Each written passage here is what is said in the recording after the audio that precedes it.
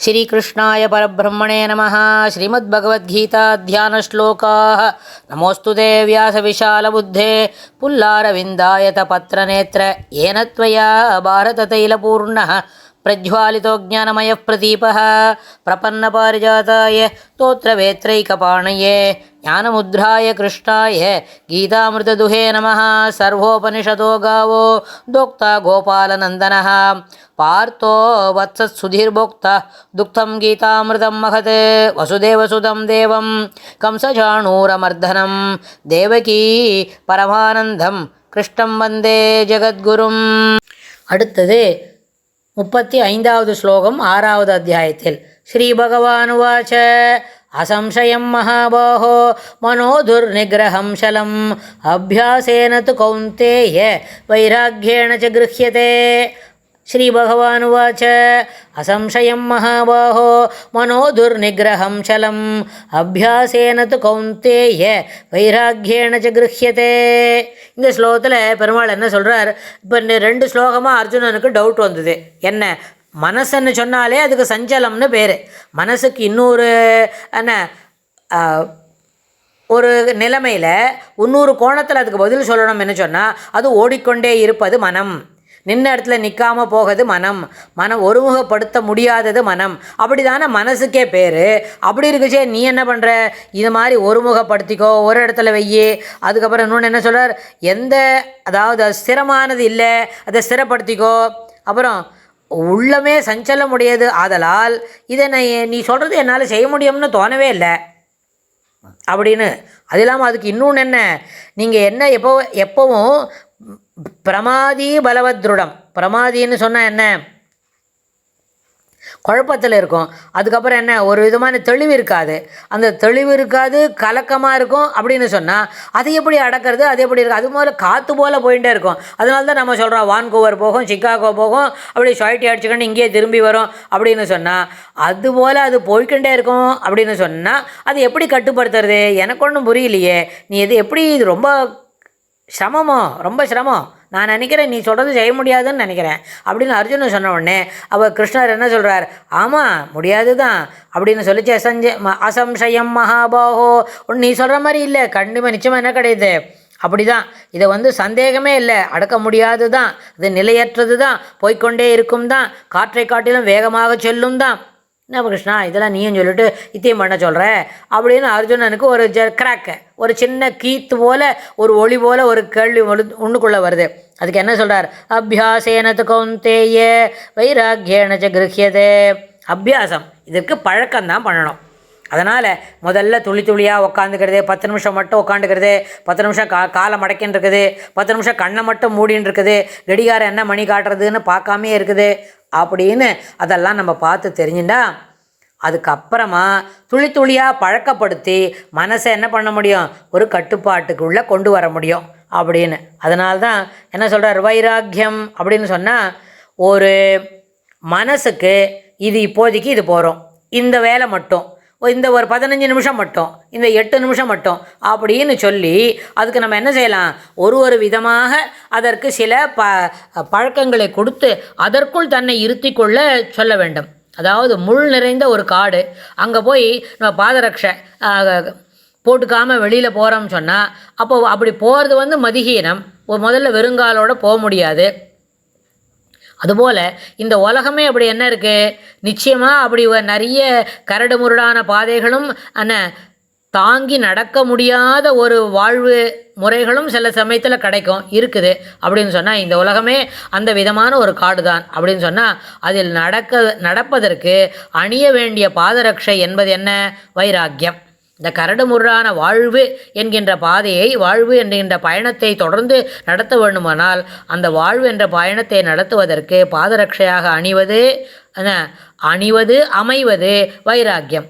இந்த உபாயத்தால் எளிதில் சம்சாரம் என்கின்ற இந்த காடு இருக்கே, கரடு முரடான பாதை, அதை கடக்க இயலும். வைராக்கியம் நிச்சயமாக தேவை அப்படின்னு. அடுத்தது அபியாசம் என்ன சொன்னால் பழக்கம், ப்ராக்டிஸ் பண்ணணும்.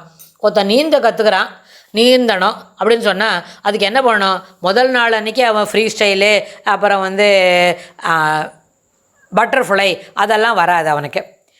அவன் என்ன பண்ணோம், முதல்ல 5 நிமிஷம் 10 நிமிஷம் தண்ணியில் போட்டு கை காலெலாம் தட்டி விட்டுக்கிட்டு அதுபோல் பழக தான் நீச்சல் அடிக்கிறதுக்கு வரும். ஆனால் நீச்சல் பழகிறதுன்றது ஒரு கடினமான செயல்.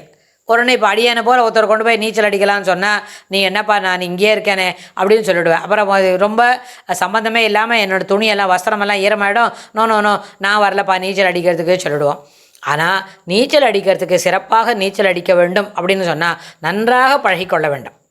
நன்றாக பழகின பிறகு தான் நம்மளுக்கு நீச்சல் அடிக்க தெரியும்ன்றதே வரும். அது எப்படி தொடர்ந்து பழகிக்கொள்ள வேண்டிய விஷயமோ அதுபோல தான். அதுபோல் இசை தான். இப்போ நன்னா சங்கீதம் பாடணும் அப்படின்னு சொன்னால் முதல் நாள் இன்றைக்கி தான் கொண்டு நம்மாத்து பேத்திய மியூசிக் கிளாஸில் சொல்லிக் கொடுக்குற அந்த டீச்சர்னு சேர்த்து விட்ருக்கோம்னா நாளைக்கே அது நன்னா பாடாது. முதல்ல அந்த டீச்சர் எவ்வளோ அக்கறையாக சொல்லிக் கொடுக்குறா, நம்ம குழந்தைக்கு அவள் சொல்லிக் கொடுக்குறது எந்த அளவுக்கு புரியுறது, புரிஞ்ச பிறகு இது எத்தால் இதை என்ன திருப்பி அதே போல் சொல்ல முடியுது. சங்கீதம் மட்டும் முதல்ல கொஞ்ச நாள் வரைக்கும் ஒரு 4 அல்லது 5 வருஷம் வரைக்கும் என்ன சொல்லிக் கொடுக்குறாளோ அதை தவறாமல் மாற்றாமல் பாடணும். சுயமாக சிந்திப்பதற்கு அதில் இல்லை. ஆனால் தொடர்ந்து பண்ணக்கூடிய இந்த பழக்கம் என்ன செய்யணும்னு சொன்னால் நாளடைவில் தன்னடைவே சிறப்பாக பாடுவதற்கு ஒரு வாய்ப்பை கொடுக்கும். சிறப்பாக பழக்கப்படுத்தி கொள்ள வேண்டும். அந்த ஸ்வரஸ்தானமெல்லாம் எங்கே அமையிறது, அது எப்படி தூக்கி பாடணும் அப்படின்னு சொல்லி நம்ம தெரிஞ்சுக்க முடியும். அதனால் முதல் நாள் அன்றைக்கே நல்லபடியாக பாடுறதுக்கு பெரிய கச்சேரி பண்ண வராது.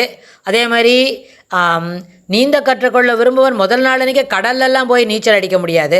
அதற்கு எப்படி தொடர்ந்து அபியாசம் என்பது பழக்கம் என்பது தேவையோ, பழக்கம் என்பது தவிர்க்க முடியாதோ, பழக்கப்பட்டால் மட்டுமே சிறப்புகளை எட்ட முடியும் என்பதை வெள்ளிடை மலையோ, அதுபோல் இந்த யோகம் செய்வதற்கும் பழக்கம் என்பது அத்தியாவசியம் அப்படின்னு சொல்லி கொடுக்குறார். அது மாதிரி இன்னொரு பாத்திரம் இருக்குது, பித்தளை பாத்திரம் இருக்குது. அதை தினம் நம்ம என்ன பண்ணுறோம், ஒரு நாளைக்கு தேய்ச்சிட்டு அப்படியே தூக்கி பரணையில் வச்சுட்டா அதனோட கலரே அது மாறி போயிடும். ஆனால் அதை பயன்படுத்த வேண்டும் என்றால் தினமும் அதை என்ன பண்ணணும், நன்னா அதுக்கு சாம்பல் புளி போட்டு அதை தொலைக்கணும்.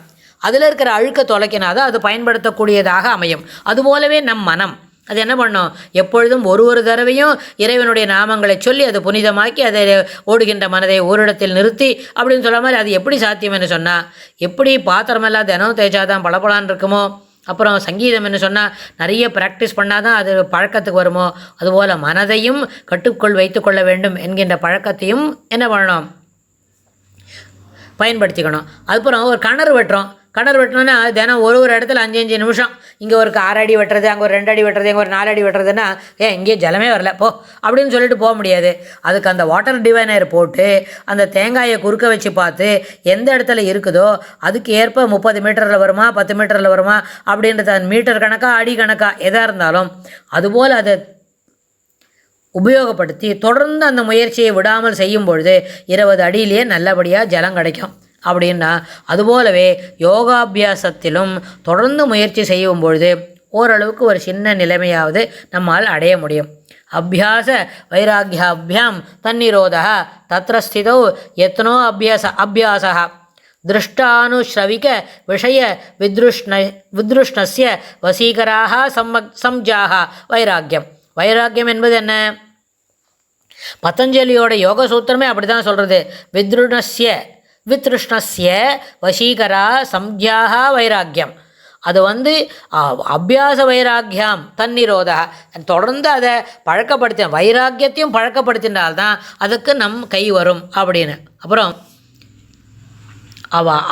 வைராக்கியத்தை நம்ம பயிற்சி பண்ணிக்கணும், நம்மளுக்கு வரணும் அப்படின்னா அது எப்படின்னா ஒரு ஆறு போயிட்டே இருக்குது, அதுக்கு நடுவில் அணை கட்டணும். அப்போ தான் அது எப்படி டேம் கட்டுறது, ஆறு போயிட்டே இருக்குச்சே டேம் கட்டுறோமோ அதுபோல் ஓடுகின்ற மனதை கட்டுப்படுத்தி வைத்து கொள்வது அதற்கு ஒப்பானது. அணை நீரை கால்வாயில் கொண்டு போய் பயிர்களுக்கு பாய்ச்சுவது போல அபியாசம். அதனால் ஒரு நேரமும் நம்மளுடைய முயற்சி என்பது இடைவிடாமல் இருக்க வேண்டும். அதனால தான் பெருமாள் என்ன சொல்கிறார், அசம்சயம் மகாபாகோ மனோ துர்நிகிரகம் சலம். துர்நிகிரகம் மனம் என்பது அடக்குதற்கு அரிது, இதற்கு இயல்பானது அல்ல. அதனால் அது நிலையற்றுதான், இதில் சந்தேகமே இல்லை. ஆனால் குந்தியின் மகனே கௌந்தேய மகாபாகோ தோல் வலி படைத்த அர்ஜுனனே, பழக்கத்தாலும் வைராக்கியத்தினாலும் இதை அடைய முடியும். மனதை அடக்குவது சாத்தியமே அப்படின்னு பெருமாள் இந்த ஸ்லோகத்தில் சொல்லிக் கொடுக்குறார். அடுத்த ஸ்லோகத்தில் இன்னும் என்ன சொல்கிறாருன்னு நம்ம தெளிவாகவும் விரிவாகவும் பார்க்கலாம்.